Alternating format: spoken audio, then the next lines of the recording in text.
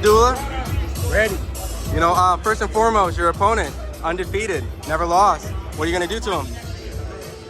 I'm going to do what I worked on. You're going to see it in the ring.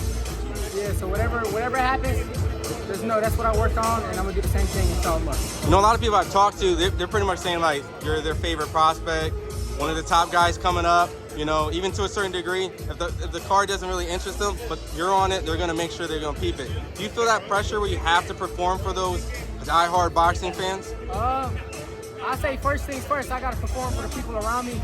You know, everybody who I'm working hard for, and I'm building for myself and for my family. So as long as I please them, please myself and my performance, then I'll be cool.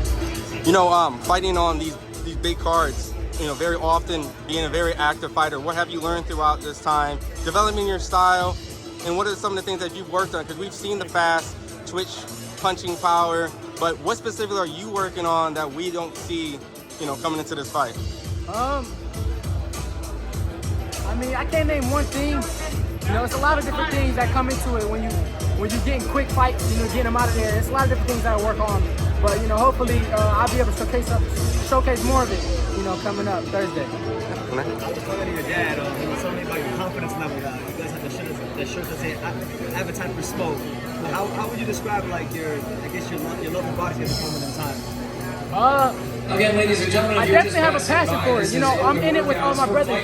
So, you know, every time I step in the ring and they beside me, it pushes me to go harder.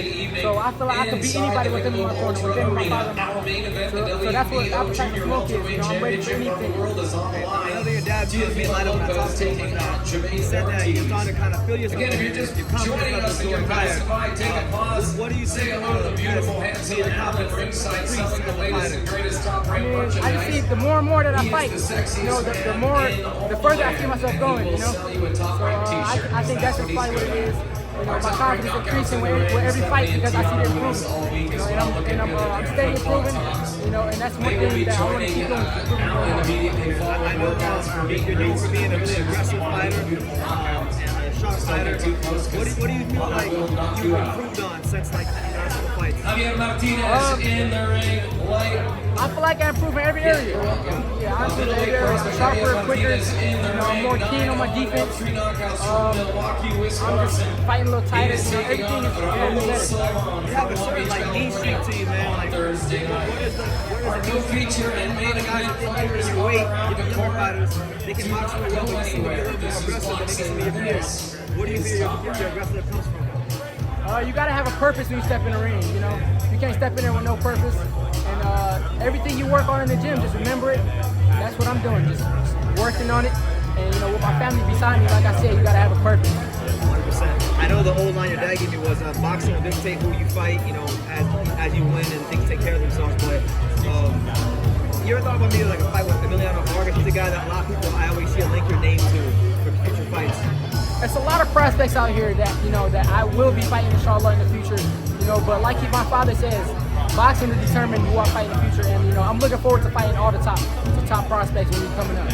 Okay, so how far do you think you are maybe at that contender level? Because I know like every performance you have mostly recently has been like sensational. So how far do you think you are from being in the top 15 guy or just being a contender?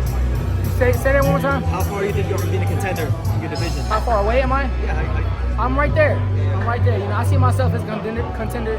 I see myself being able to fight for a world championship soon. But you know, we moving comfortably. We moving how we supposed to move, and we getting it done.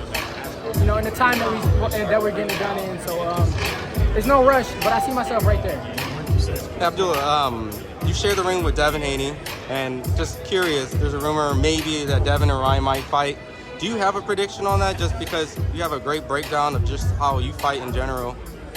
No prediction. No? Prediction, no. Styles make fights, you know, and they both great fighters, so you never know what one person has that you haven't seen yet, and they both great fighters, so I'll just be sitting back watching. Is that like a 50-50 fight, just because the fact that, not breaking down, but just the skill level that they have 3-3, they kind of matched each other in the amateur, so... Yeah, you can say that. Yeah? You can say that, yeah. They both have their attributes, and, you know, when it comes to fights like that, you just have to see which ones translate over into the ring more. You know, with your style, I've heard a lot of comparison. You know, you have your own identity, but just say Jamaine Ortiz and you are very similar in styles, where you're able to be fast, beat people to the punch, be slick, you know, very flashy as well, you know. What do you think about those kind of comparisons with a current champion in the welterweight division? You know, a lot of the people at the top, you know, elite level fighters, they have certain similarities, certain things in common. But, you know, I love Jamaine Ortiz, the way he fights, you know, and that means we all working, you know.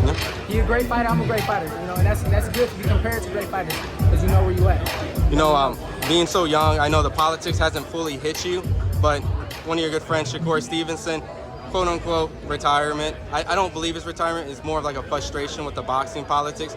When you were coming up in the amateurs, I mean, did you feel some sort of like frustration as well, that you can kind of relate how boxing does great fighters like yourself? No. No? No, everything has its up and downs, you know. Everything that I'm in boxing, you know, everything that I see happen around it, it comes with the sport. You got to be prepared for that.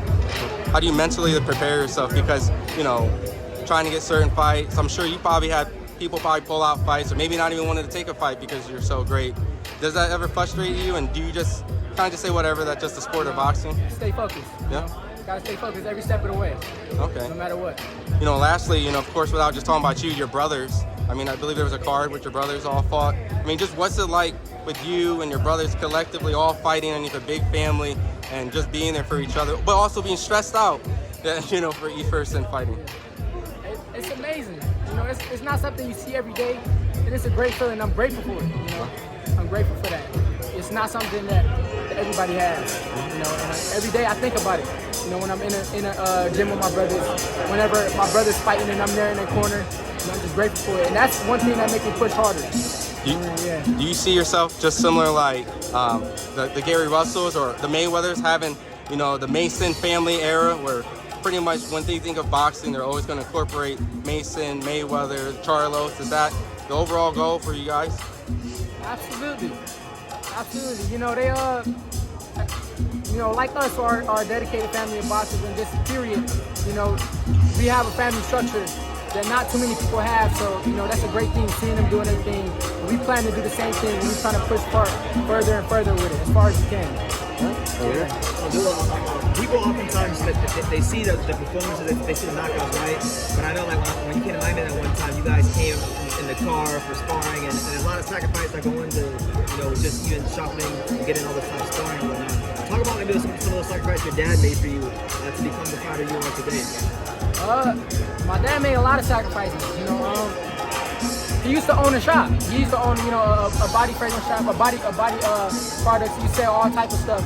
You know, and a lot of people come to him every day for those products, but he sacrificed that to be on the road with us. And just period, you know, every day he's in it just as much as we are, to make sure we getting what we need to get out of it. Did you get any like elite level sparring for this fight, like top sparring? Yeah. Who you spar with? I'm keeping that under the hat. Okay, all right. Yeah. Well, I have to go with that. I see head shaking back here, so no secrets. There you are. Any final message you got for the boxing world before we end the interview? One more time. Any message you got for the boxing world before we end the interview? Keep watching. I'm coming up next, so keep watching. All right, thank you. I'm right here. Appreciate it.